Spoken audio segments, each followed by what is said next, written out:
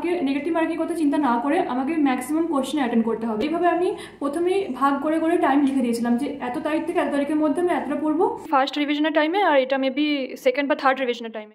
High everyone, আমি Sharmishtha. Welcome back to my channel. যারা আমার চ্যানেল নতুন আছে তাদেরকে বলে দিই যে আমি রিসেন্টলি নর্সের 8 ক্র্যাক করেছি উইথ অল ইন্ডিয়া র্যাঙ্ক 320, আর এই পুরো প্রসেসটা আমি মাত্র 3 মাসের মধ্যে কমপ্লিট করেছি।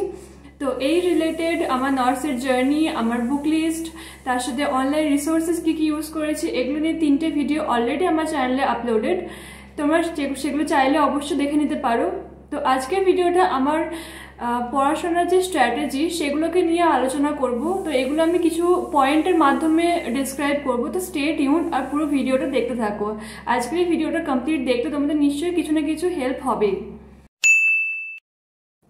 সো ফার্স্ট পয়েন্ট হলো নিজের জন্য একটা স্টাডি স্পেস খুঁজে বের করা। অনেকের জন্য সেটা বাড়ি হতে পারে, অনেকের জন্য লাইব্রেরি হতে পারে, অনেকে আবার বাইরে রুম নিয়েও পড়াশোনা করা পছন্দ করে। তো আমার জন্য স্টাডি স্পেস ছিল আমার এই রুম। আমার বাড়িতে আমার এই যে রুম, যে এটা দোতলাতে, তো এখানে আমি পড়তাম আর আমার এই ডেস্কে বসে আমি পড়াশোনা করতাম। কিন্তু যেহেতু বাড়িতে আছি, বাড়িতে থাকারও কিছু অ্যাডভান্টেজ ডিসঅ্যাডভান্টেজ আছে। অ্যাডভান্টেজের মধ্যে যেমন ধরো তুমি হেলদি খাবার পাবে, তোমাকে বাড়তি কাজ সেরকম কিছু করতে হবে না, তো তোমার ওখানে অনেকটা টাইম সেভ হবে। আর ডিসঅ্যাডভান্টেজ যদি বলি তাহলে বাড়িতে তো আমি একা থাকছি না, বাড়িতে অনেকেই আছে, তো এরকম সাউন্ড হবে বা তোমার পড়াশোনার ডিস্ট্র্যাকশন হতে পারে। তো সেই হিসেবে তোমাকে নিজের স্টাডি রুটিনটা মানে সেইভাবে ফ্লেক্সিবল করতে হবে। আমি যেমন যদি আমার কোনোদিন সকালবেলা পড়া না হতো তাহলে আমি একটু রাত জেগে পড়তাম। আবার ম্যাক্সিমাম দিনে আমি চেষ্টা করতাম একটু আর্লি মর্নিং ওঠার, যাতে সকালের যে এই ক্যাচের ম্যাচের যে চিৎকার চেঁচামেচি যেটা, সেটা থেকে আমি দূরে থেকে সকালবেলা উঠে পড়াটা করে নিতে পারি। এবার অনেকেই এরকম আছো যাদের বাইরে যাওয়ার মতো সামর্থ্য থাকে না, আবার বাড়িতে থেকে পড়াশোনা করার মতো পরিবেশটা তৈরি করতে পারো না, কারণ বাড়িতে জবলেস হয়ে বসে আছো, পড়াশোনা করছো, এটা ভেবে ভেবে নিজের মধ্যে একটা ডিপ্রেশন কাজ করে। কিন্তু আমি বলবো যে নিজেকে গিল্ট ফিল করানো বা নিজেকে দোষ দেওয়া বন্ধ করো। এটা তোমার প্রাইম টাইম। এই টাইমে তুমি যদি পড়াশোনা করে যদি একটা ভালো গভর্নমেন্ট জব দিয়ে সিকিওর করতে পারো, তাহলে তার থেকে বেটার আর কিছু হয় না। তুমি প্রাইভেটে জব যদি এখন করতে শুরু করো তাহলে করতেই থাকবে, তার কোনো শেষ নেই। কিন্তু তোমার 30 ইয়ার্স এজ পর্যন্ত তুমি গভর্নমেন্ট জবের জন্য বসতে পারবে, জেনারেলদের কথা বলছি। এই টাইমটাতে একটুখানি নিজেকে টাইম দাও আর নিজের জন্য স্পেস বের করে পড়াশোনাটা করো। So the next point is about consistency. এই কনসিস্টেন্সি ওয়ার্ডটাকে না আমরা অনেক সময় মিসআন্ডারস্ট্যান্ড করে নিই। কনসিস্টেন্সি মানে এরকম নয় যে আমি ডেইলি 10-12 ঘন্টা ধরে পড়ছি, এরকম নয়। একটা মানুষের পক্ষে ডেইলি 10-12 ঘন্টা পড়া কখনোই সম্ভব না। যারা ক্লেম করে যে আমরা 10-12 ঘন্টা ডেইলি পড়েছি, একদম মিথ্যা কথা। তাদের মধ্যে অনেক লুপহোল থাকে। কনসিস্টেন্সি মানে হলো যে তুমি ডেইলি উঠে পড়তে বসছো, ঠিক আছে? যদি তোমার শরীর খারাপও করে, 2 ঘন্টা 3 ঘন্টা রেস্ট নিলে, তাও সেই দিনটাতে মিনিমাম 3-4 ঘন্টা তুমি পড়লে, মানে একদম সে দিনটা যে নষ্ট করে দিলে, একদম 0 আওয়ার পড়াশোনা করলে, সেরকম নয়। তুমি ডেইলি 8 ঘন্টা 10 ঘন্টা এরকম পড়ো। 10 ঘন্টা যাওয়া দরকার, মানে 8 ঘন্টা 9 ঘন্টা পড়ো, নেট 8 ঘন্টা 9 ঘন্টা, মানে তার মধ্যে কোনো লুপ হোল থাকবে না, তাহলেই এনাফ। দেখো, আমাদের প্রথম টার্গেট হওয়া উচিত যে আমরা নিজেদেরকে পড়াশোনা করার জন্য হ্যাবিচুয়েট করব। আমি তোমাদেরকে আগেও বলেছি যে আমি প্রায় 1 বছর ধরে পড়াশোনা থেকে রিটায়ার ছিলাম। তো আমার প্রথম যে চ্যালেঞ্জ ছিল সেটা নিজের সাথে, এই চ্যালেঞ্জটা ছিল যে আমাকে আবার নিজেকে পড়াশোনার মধ্যে নিয়ে আসতে হবে। আমাকে নিজেকে কনসিস্টেন্ট করতে হবে যে আমি আজকে পড়বো বলে ভাবলাম, 2 দিন 4 দিন পরে তো বন্ধ করে দিলাম, এই জিনিসটা করলে হবে না। তার জন্য আমি নিজেকে টাইম টার্গেট দিয়ে গেছি যে আমাকে এইভাবে পড়ে যেতে হবে। যখন তুমি ডেইলি উঠে যখন পড়তে বসবে না, তখন আমাদের যে ব্রেন আছে, ব্রেনে প্রত্যেক দিন সিগন্যাল যাবে যে এরপর উঠে পড়তে বসতে হবে। তুমি 10 দিন 20 দিন নিজের থেকে জোর করে উঠে পড়তে বসলে, তারপর থেকে না তোমাকে নিজের ব্রেনকে বলতে হবে না যে এরপর পড়তে বসতে। তোমার ব্রেন তোমাকে অটোমেটিক সিগন্যাল পাঠাবে যে আজকে তো পড়া হয়নি, আজকে দিনটাকে আমার খালি খালি লাগছে, তোমার নিজেরই কেমন একটা লাগবে। সব সময় একটা কথা মনে রাখবে যে আমরা যতটা ভাবি আমাদের ক্যাপেবিলিটি, তার থেকে অনেক বেশি আমরা ক্যাপেবল। আমরা মানুষ হয়ে জন্মগ্রহণ করেছি, আমরা পৃথিবীর সর্বশ্রেষ্ঠ জীব। আমাদের কতটা ক্যাপেবিলিটি আছে সেটা আমরা নিজেরাই জানি না। এই যে 3 মাসে যে আমি একটা এক্সাম ক্লিয়ার করতে পারি, এটা আমি কোনোদিনও স্বপ্নে ভেবেছিলাম? কোনোদিনও ভাবিনি। আমি আমার লাইফে কোনো কম্পিটিটিভ এক্সাম ক্লিয়ার করিনি। জেন পাস দিয়েছি, জেন পাস ক্লিয়ার করতে পারিনি। জয়েন্ট এন্ট্রান্সে বসেছি, জয়েন্ট এন্ট্রান্স ক্লিয়ার করতে পারিনি। ব্যাঙ্গালোরের একটা বেসরকারি কলেজ থেকে আমি নার্সিং পড়েছি, আমার বেসিক ক্লিয়ার ছিল না। আমার কোনোদিন আমি নিজের দুঃস্বপ্নে ভাবিনি যে আমি 3 মাসের মধ্যে এত বড় একটা এক্সামকে ক্লিয়ার করে দেবো, তাও এত ভালোভাবে। তো তোমাদের মধ্যে যে পসিবিলিটি আছে সেটা তোমাদেরকে খুঁজে বের করতে হবে। মানে তোমাদেরকে নিজেদেরকে বিশ্বাস করতে হবে যে হ্যাঁ আমি পারবো, আমি যতটা ভাবছি নিজেকে তার থেকে অনেক বেশি আমি পারবো, এটা তোমাদেরকে বুঝে নিতে হবে। আর প্রত্যেকটা সময় নিজেকে ক্রিটিসাইজ করো। তুমি হবে তোমার নিজের একজন স্ট্রিক্ট টিচার, তোমার লাইফের সব থেকে স্ট্রিক্ট টিচার হবে তুমি নিজে। তুমি নিজেকে ক্রিটিসাইজ করো, নিজেকে বকো। তোমার যদি ঘুম পায় বা তোমার যদি রেস্ট করতে ইচ্ছা করে, তোমার যদি পড়াশোনা করতে ইচ্ছা না করে, তুমি নিজেকে নিজে ক্রিটিসাইজ করো যে তোর পজিশনটা কোথায়, যে তুই এখন বলছিস রেস্ট করবি, তুই কি এখন রেস্ট করার মধ্যে পজিশনে আছিস? তোকে সবার থেকে আগে যেতে হবে। এটা একটা কম্পিটিটিভ এক্সাম, এখানে আমার পাস মার্ক পেলে হবে না, এখানে আমাকে সবার থেকে আগে যেতে হবে। এই জিনিসটা মাথার মধ্যে নিয়ে তোমাকে কনসিস্টেন্টলি পড়াশোনা করে যেতে হবে। যদিন পরীক্ষার বাকি আছে আমার এই কথাগুলো মনে রেখে কনসিস্টেন্টলি পড়ে যাও।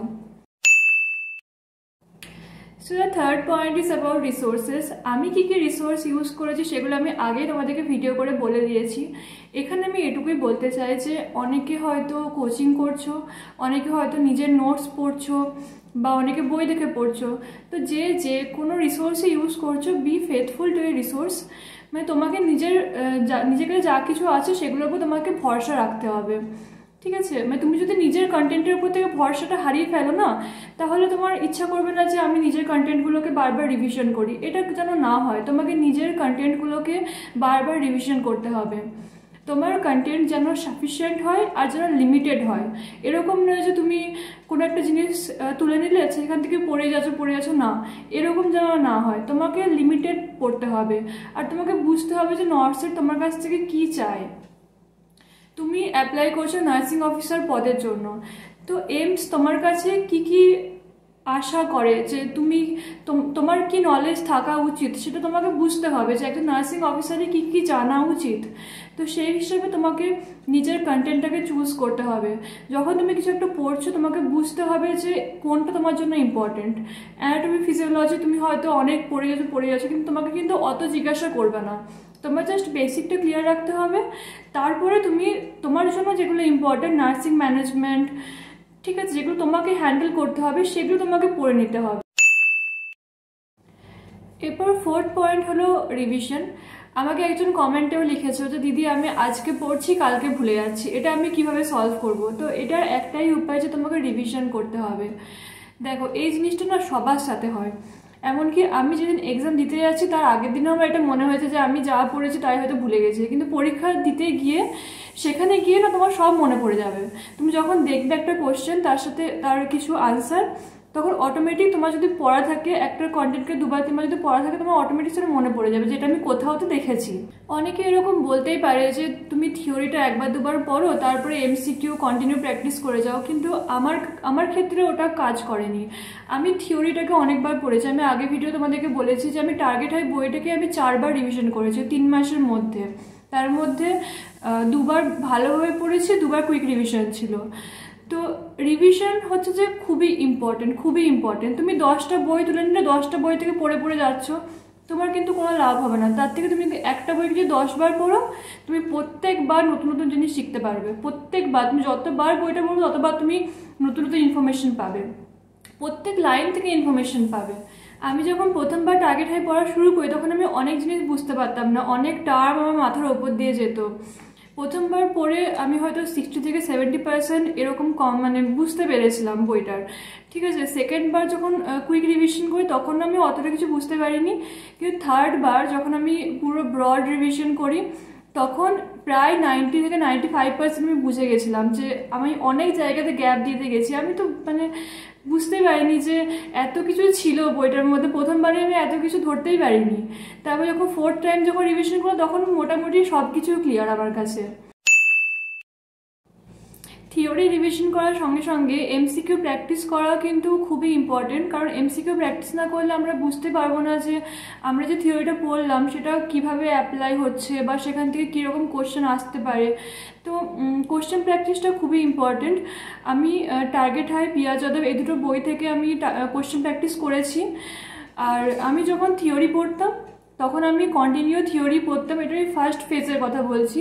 প্রথম দিকে আমি থিওরি পড়লে কন্টিনিউ থিওরি পড়তাম যাতে আমার থিওরিটা তাড়াতাড়ি শেষ হয়ে যায়।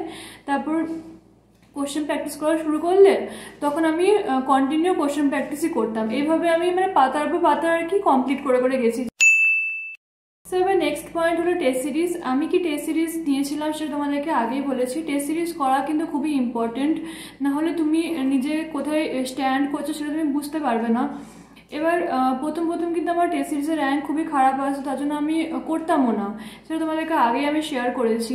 এরপর মোটামুটি যখন আমার 2-3 বার মানে বই রিভিশন করা হয়ে গেছে তখনও কিন্তু আমার যে খুব একটা ভালো র্যাঙ্ক আসতো সেটাও কিন্তু নয়। ওই 50 থেকে 60% এরকমের মধ্যে আমার স্কোরটা আসতো। আমার স্কোর কখনোই 60%-এর আপে যেত না। তো এটা নিয়ে আমি খুবই টেনশনে ছিলাম যে আমার স্কোর ইমপ্রুভ হচ্ছে না, কিভাবে ইমপ্রুভ হবে। তো আমি নিজে যেটা বুঝতে পারলাম যে আমি একটা স্পেসিফিক স্ট্র্যাটেজি নিয়ে চলছিলাম যে আমাকে নেগেটিভ মার্কিংটা কমাতে হবে। ঠিক আছে, আমি দেখছিলাম না যে আমি কটা কোয়েশ্চেন অ্যাটেন্ড করছি, কিন্তু আমি নেগেটিভ মার্কিংটাকে কমানোর চেষ্টা করছিলাম। কিন্তু তারপরে আমি নিজের স্ট্র্যাটেজিটা একটুখানি চেঞ্জ করলাম যে না, আমাকে নেগেটিভ মার্কিং কথা চিন্তা না করে আমাকে ম্যাক্সিমাম কোয়েশ্চেন অ্যাটেন্ড করতে হবে। কারণ এটা তো আমার এক্সাম নয়, এটা জাস্ট একটা মক টেস্ট। তো এখানে আমার স্কোর খারাপ আসলে অসুবিধা কিছু নেই, আমাকে ম্যাক্সিমাম কোয়েশ্চেন অ্যাটেন্ড করতে হবে। তো এই স্ট্র্যাটেজি ফলো করে মানে অ্যাগ্রেসিভনেসটা দেখিয়ে যেটা আমি রেজাল্ট পেলাম যে আমার স্কোর কিন্তু ইমপ্রুভ হওয়া স্টার্ট হলো। তো এটা নিয়ে তোমরা যদি ডিটেল ভিডিও চাও যে টেস্ট সিরিজটা কীভাবে করবে, কী স্ট্র্যাটেজি ফলো করে করবে বা কীভাবে নিজের এক্সাম স্ট্র্যাটেজিটাকে ইমপ্রুভ করবে, তো সেটা আমাকে কমেন্টে বলো, সেটা নিয়ে আমি একটা অন্য ভিডিও বানাবো। সো এরপর যে পয়েন্টটা নিয়ে আলোচনা করবো সেটা হলো টাইম ম্যানেজমেন্ট। আমার মনে হয় আজকের ভিডিওতে এটাই সব থেকে ইম্পর্টেন্ট পয়েন্ট, যে আমি নিজের টাইমটাকে কিভাবে ইউটিলাইজ করেছিলাম। আমার হাতে যে 90 দিনের সময় ছিল সেটাকে আমি কিভাবে কাজে লাগিয়েছিলাম। এরপর আমি প্রথম 45 দিনের মধ্যে আমার বইটা প্রথমবার কমপ্লিট করি। প্রথম 45 দিন আমি শুধুমাত্র টার্গেট হাই পড়েছি। এবার আমি মানে ডেজ হিসেবে না ভাগ করে নিতাম। ধরো ফান্ডামেন্টাল পড়ছি, ফান্ডামেন্টালটা আমি 3 থেকে 4 দিনের মধ্যে শেষ করব। এইভাবে আমি প্রথমেই ভাগ করে করে টাইম লিখে দিয়েছিলাম যে এত তারিখ থেকে এত তারিখের মধ্যে আমি এতটা পড়বো। আমি প্রথমে পাতা গুনে নিতাম, যেহেতু 1500 পাতার বই সেটাকে আমি ভাগ করে নিয়েছিলাম যে আমাকে ডেইলি 30 থেকে 35 পাতা এরকম পড়তে হবে। আর যদি কোনোদিন হয়তো কম পড়া হতো, কোনোদিন বেশি পড়া হতো, কিন্তু ওটা একটা অ্যাভারেজ থাকবে। তো এইভাবে আমাকে কমপ্লিট করতে হবে। আর আমি প্রত্যেকটা ডেট দিয়ে দিয়েছিলাম যে এই ডেটের মধ্যে আমাকে এই পোর্শনটা কমপ্লিট করতে হবে, যেটা আমাকে না একটা রাশ দিত। যে আমি যদি কখনো একটু অলস হয়ে যেতাম সেটা আমাকে ট্র্যাকে রাখতো। আমি দেখতে পারতাম যে আমার আজকে এই তারিখ হয়ে গেল, এই তারিখের মধ্যে আমার এতটা শেষ করা উচিত, কিন্তু আমি এখন কোথায় পড়ে আছি। এইভাবে আমি নিজেকে ট্র্যাকে রাখতে পারতাম যে আমি আমার কোথায় পৌঁছানো উচিত ছিল, কোথায় আমি এখনো পর্যন্ত আছি। আর এই জিনিসটা আমাকে সবসময় পুশ করতো। তোমাদেরকে আমি দেখাচ্ছি যে আমি কিভাবে মানে সূচিপত্রের মধ্যে কিভাবে লিখে রাখতাম। এটা হলো আমার টার্গেট হাই বুক। এবার আমি তোমাদেরকে দেখাই, এখানে আমার কিছু কোড লেখা আছে। এটাতে মনে হয় ডেটগুলো আমি ইরেজ করে দিয়েছি। এগুলো আমি এরকম মার্ক করে করে রাখতাম যে কোনগুলো আমাকে আবার রিভিশন করতে হবে, কোনগুলো আমার প্রবলেম হচ্ছে, সেগুলো আমি এরকম মার্ক করে রাখতাম। এরপর এই যে MSN-এ এগুলো আমার মার্ক করা আছে। এটা মেবি ফার্স্ট রিভিশনের টাইমে আর এটা মেবি সেকেন্ড বা থার্ড রিভিশনের টাইমে এই ডেটগুলো দেওয়া আছে, দুটো আলাদা আলাদা ডেট। তো এইভাবে আমি এরকম মার্ক করে রাখতাম যে আমাকে কত দিনের মধ্যে কতটা এরকম কমপ্লিট করতে হবে। তো সেই হিসাবে আমি একটা পুশ পেতাম যে আজকে কত তারিখ হচ্ছে, আজকে তারিখের মধ্যে আমার কতটা শেষ করা উচিত ছিল। আমি সবসময় ডেটের পিছনেই চলতাম। এখানে 24 লেখা আছে, ঠিক আছে, আমি হয়তো এটা 25-26 করে হয়তো কমপ্লিট করতাম, কিন্তু তাও আমি একটা ট্র্যাকে থাকার চেষ্টা করতাম। ঠিক আছে, এখানে ফার্মাকোলজি এটা 2 দিনের মধ্যে কমপ্লিট করবো লিখে রেখেছিলাম, কিন্তু 4 দিন লেগেছিল। এইভাবে সাইকিয়াট্রি 4 দিন লেখা আছে, আমার পাতা গোনা আছে কতগুলো পাতা আছে, কদিন টাইম আমার লাগতে পারে, এইভাবে আমি করে রেখেছিলাম। আমার সব এরকম করে লেখা আছে। এমসিকিউগুলোও লেখা আছে যে এতগুলো এমসিকিউ আছে, তো আমাকে কতদিনের মধ্যে কমপ্লিট, এটা মেবি প্রি দেওয়ার আগে এগুলো আমি এই যে 11, 12 নন নার্সিং দুদিনে আমি নন নার্সিংয়ের জন্য রেখেছিলাম, বাকিগুলো এরকমভাবে আমার লেখা আছে। এখানে আমি সব পেপারগুলো করিনি, 9টা 10টা পেপার করেছিলাম, বাকি আমার করার সময় হয়নি। এই যে সো এটা তোমাদেরকে দেখানোর একটাই কারণ যে তোমরা যাতে নিজেদের টাইমটাকে ভালো করে ইউটিলাইজ করতে পারো। আমি এই স্ট্র্যাটেজি ফলো করেই পড়েছি, তাতে কি হয়েছে যে আমি নিজের টাইমটার একটা হিসাব রাখতে পেরেছি যে আমি আমার টাইমটা কোথায় আমি ইউজ করছি। অনেক সময় আমাদের এটা মনে হয় যে আজকে তো সারাদিন অনেক পড়ে নিয়েছি, কিন্তু যদি আমি সূচিপত্রের দিকে তাকাই তাহলে আমি বুঝতে পারবো যে আজকের ডেটে আমার কতটা অবধি পড়া উচিত ছিল আর আমি কোথায় আছি। তো নিজেকে অ্যাপ্রিসিয়েট করা জায়গায় নিজেকে আমি ক্রিটিসাইজ করতে পারবো যে না, আমি অনেকটা পিছনে চলছি, আমাকে আরও বেশি পড়তে হবে। আমি যদি ডেলি 30 to 35 পেজ পড়ার যদি টার্গেটটা নিই, তাহলে দেখা যাবে আমি যদি দিনের মধ্যে 10 ঘন্টা পড়ছি, তাহলে পার ঘন্টাতে আমি 3 থেকে 4 পাতা করে পড়তে পারবো। এবার পার ঘন্টায় 3 থেকে 4 পাতা মানে একটা পেজের জন্য 15 মিনিট কি 20 মিনিট, আই থিঙ্ক সেটা এনাফ একটা পেজ পড়ার জন্য। এবার যদি এমসিকিউ করি তাহলে সেক্ষেত্রে পেজের পরিমাণটা বেড়ে যায়, কারণ আমি তখন 1 ঘন্টাতে টার্গেট নিচ্ছি, আমাকে 100 থেকে 120টা কোশ্চেন করতে হবে উইথ র্যাশনালে। কখনো সেটা কম হতে পারে, কখনো বেশি হতে পারে, তো তখন পেজের পরিমাণটা আরও বেড়ে যাচ্ছে। তো এইভাবে আমি 45 ডেজের মধ্যে কমপ্লিট করেছিলাম। কমপ্লিট করার পর তারপর আবার যখন রিভিশন করছি তখন আমার ওটা আরও হেল্পফুল হয়ে যাচ্ছে। প্রথমবারই এত ডিটেলসে পড়ে টাইম নষ্ট করে তারপর সেকেন্ডবার যদি রিভিশন করার টাইমই না থাকে তাহলে সেটা কোনো লাভ নেই, তাই না? তো তার জন্য আমাদেরকে ইফেক্টিভলি নিজের টাইমটাকে ইউজ করতে হবে। তো তোমরা যদি এই স্ট্র্যাটেজি ফলো করো তাহলে আই থিঙ্ক তোমরা 45 ডেজের মধ্যে এই টার্গেটটা কমপ্লিট করতে পারবে। আরেকটা জিনিস যেটা আমাকে প্রচুর হেল্প করেছে আমার টাইম ম্যানেজমেন্ট করতে, সেটা হলো এটা আমার বেস্ট ফ্রেন্ড ছিল। আমার প্রিপারেশন করার টাইমে আমি সবসময় যেখানে যেতাম আমার বই আর আমার এই জিনিসটাকে আমি সবসময় নিয়ে যেতাম। আমি আমার টাইমটাকে পুরো ট্র্যাক করতাম এটা দিয়ে। এখানে এই যে কয়েকটা মোড আছে না, এই মোডের মাধ্যমে তুমি এখানে করতে পারবে। এক সেকেন্ড, এটা অনেকটা কাউন্ট হয়ে গেছে আই থিঙ্ক। হ্যাঁ, এই যে টাইমারটা, এই টাইমারের মাধ্যমে এখানে আমি স্টার্ট করে দিলাম। তো আমি প্রথমে সকালবেলা উঠে আমি পড়তে বসেছিলাম, টাইমারটা স্টার্ট করে দিলাম, দিয়ে যে এখানে উঠছে যে কতক্ষণ আমি পড়ছি না পড়ছি আমি হিসাব করতাম। এবার ধরো আমাদের অনেক সময় অনেক রকমের ওভার থিঙ্কিং হয়, ঠিক আছে? তো আমি পড়তে পড়তে আমার কিছু একটা ভাবতে লাগলো, তখন কিন্তু যখনই ভাবতে লাগলো আমি এটা অফ করে দিলাম। কাউন্টডাউন অফ হয়ে গেল, তখন আমার মাথার মধ্যে কিন্তু একটা সিগন্যাল যাচ্ছে যে আমার কিন্তু ওটা কাউন্টডাউনটা অফ আছে, তাহলে দিনের শেষে কিন্তু আমার 8 ঘন্টা 10 ঘন্টা এটা কিন্তু আমার হিসাবে আসবে না, তখন আমি পিছিয়ে যাব। তো ওই যে ওভার থিঙ্কিং যে করতে শুরু করেছিলাম সেটা কিন্তু অটোমেটিক স্টপ হয়ে যায়।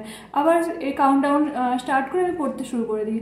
আর এটা করার জন্য কি হয় যে অনেক সময় আমাদের মনে হয় যে সকাল থেকে উঠে থেকে রাত অবধি কন্টিনিউ পড়ে যাচ্ছি, 10-12 ঘন্টা পড়ে নিয়েছি। কিন্তু তুমি যদি এটা দিয়ে যদি করো যে একদম যতক্ষণ পড়ছো ততক্ষণই এটা অন থাকছে, বাকি টাইমটা অফ থাকছে, তাহলে তুমি বুঝতে পারো দিনের শেষে 9 ঘন্টা 10 ঘন্টা এরকমই তোমার পড়া হচ্ছে। তুমি সারাদিন ধরে যদি পড়ো প্রচুর টাইম নষ্ট হয়, এদিক সেদিক করে ভেবে ভেবে ইউটিউবে সার্চ করে বা এসব করে, ওরকম ওই টাইমটা তোমাকে বন্ধ রাখতে হবে এটা। তো এটাও খুবই হেল্পফুল, তোমরা পারলে এটা নিয়ে নেবে। মিশো থেকে নিয়েছিলাম, আই থিঙ্ক 150-200 টাকা নিয়েছিল। এটা খুব হেল্পফুল জিনিস।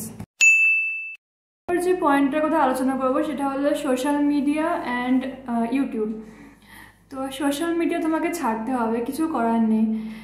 এটা হলো এমন একটা জিনিস যেটা তোমাকে তোমার লক্ষ্য থেকে যে কোনো সময় ডিস্ট্র্যাক্ট করে দিতে পারে। তো আমি যখন 1 জানুয়ারি 2025-এ যখন আমি নিজে রেজলিউশন বানাই যে আমাকে যে I want to get a central government job before my 25th birthday, তো তখন আমি আমার যত সোশ্যাল মিডিয়া অ্যাপ আছে, ফেসবুক, ইনস্টাগ্রাম, টুইটার, সমস্ত কিছু আমি আনইনস্টল করে দিই। শুধুমাত্র ফোনের মধ্যে টেলিগ্রাম রেখেছিলাম, একটা কাজের জন্য হোয়াটসঅ্যাপ রেখেছিলাম, আর ইউটিউবে এই অ্যাকাউন্টে এটাকে আমি সুইচ করে অন্য অ্যাকাউন্ট খুলে রেখেছিলাম যাতে আমার কোনোভাবে ডিস্ট্র্যাকশন না হয়। আর এই 3 মাস তোমরা বিশ্বাস করবে নাকি জানি না, আমি 3 মাসে কোনো কিছু আমি আপলোড করিনি, কোনো পোস্ট করিনি, ফেসবুক ইনস্টাগ্রাম কিছু আমি খুলে দেখিনি। এমনকি ফ্লিপকার্ট, মিশো, মানে এগুলো থেকেও আমার মাঝে মধ্যে ডিস্ট্র্যাকশন হতো, নোটিফিকেশন আসতো, ওগুলোকে পর্যন্ত আনইনস্টল করে দিয়েছিলাম। যত শপিং অ্যাপ আছে সমস্ত কিছু আমি আনইনস্টল করে দিয়েছিলাম, যাতে কোনোভাবে আমার ডিস্ট্র্যাকশন না হয়। আর যতক্ষণ পড়তে বসতাম ততক্ষণ ডিএনডি মোডে পড়তে বসতাম।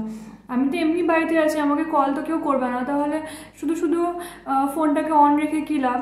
যেটুকু আমার দরকার লাগতো গুগলে আমি দেখে নিতাম, বাকি তারপরে ওই যে বললাম আমার টাইমার, ওই টাইমার আমি অফ রাখতাম যতক্ষণ আমি ফোন দেখছি, ব্যাস তাড়াতাড়ি ফোন রেখে টাইমারটাকে অন করে পড়তে বসে যেতাম। এরপর লাস্ট পয়েন্ট যেটা, সেটা হলো স্টে কাম অ্যান্ড পজিটিভ। এটা কিন্তু খুবই ইম্পর্টেন্ট, খুবই ইম্পর্টেন্ট। নিজেকে পজিটিভ রাখা, নিজেকে ধীর স্থির রাখা খুব দরকার, নাহলে তুমি যা পড়বে সব মাথা থেকে বেরিয়ে যাবে, কিচ্ছু মাথায় থাকবে না। তুমি একটা জিনিস পড়ছো, আবার নেক্সট টাইম ভুলে যাচ্ছো, সেটাকে নিয়ে প্যানিক করছো না, এরকমভাবে করো না। আমাদের ব্রেনে যে মেমোরিগুলো স্টোর হয় সেগুলো কিন্তু একটা কেমিক্যাল প্রসেস। আমরা বারবার যখন একটা জিনিসের উপরে পেন দিয়ে স্ক্র্যাচ করি তখন হচ্ছে যে সেটার উপরে পেনের দাগ পড়ে যায়, সেটার উপরে পার্মানেন্ট মার্ক হয়ে যায়। সেরকমই আমাদের ব্রেনটাও সেরকমই, আমরা যখন একটা জিনিসকে বারবার রিভিশন করছি তখন সেটার পার্মানেন্ট মার্কটা পড়ে যায়, ঠিক আছে? তো পড়ছি ভুলে যাচ্ছি এই ভেবে নিজেকে ফার্স্ট্রেট করব, এইভাবে কিন্তু হবে না। তাহলে ওই ফার্স্ট্রেশনে কিন্তু তুমি যা পড়েছো সেগুলো কিন্তু আরও ভুলে যাবে। তো নিজেকে কাম রাখো, নিজেকে পজিটিভ রাখো। দরকার হলে একটু করে যোগা করো, একটু করে মেডিটেশন করো।